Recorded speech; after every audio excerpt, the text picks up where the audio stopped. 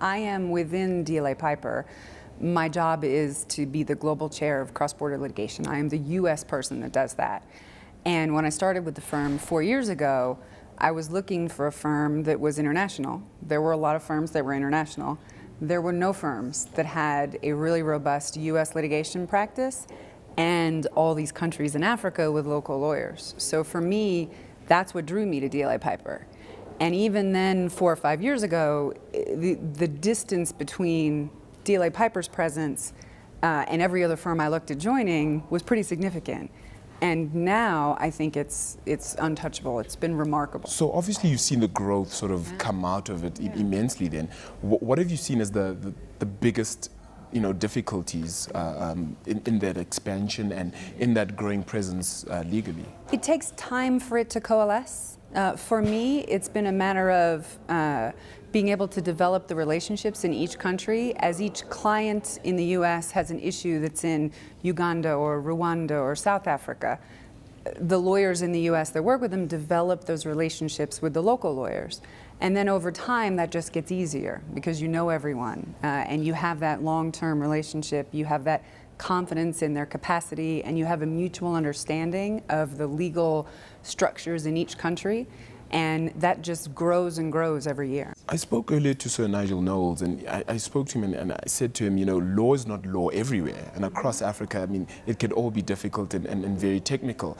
How have you dealt with the needs of different sort of, countries and different African states as well? Yeah, well, a lot of the credit, it's easy for me.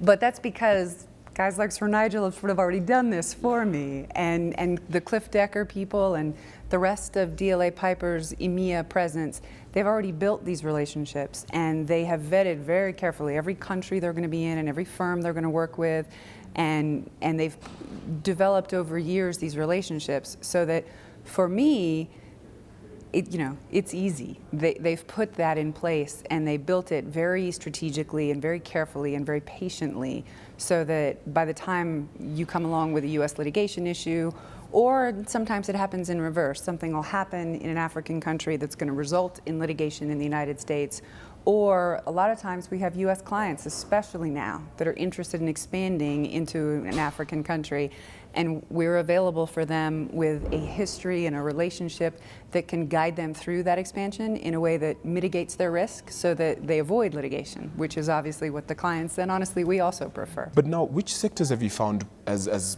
primarily seeing a lot of growth and a lot of expansion and coming either from America into Africa? It changes. I think that there's more interest now from American companies, sort of sectors across the board, than there was 5 years ago. There's a lot less concern about political instability or corruption or the other things that might have made a Fortune 500 company take pause.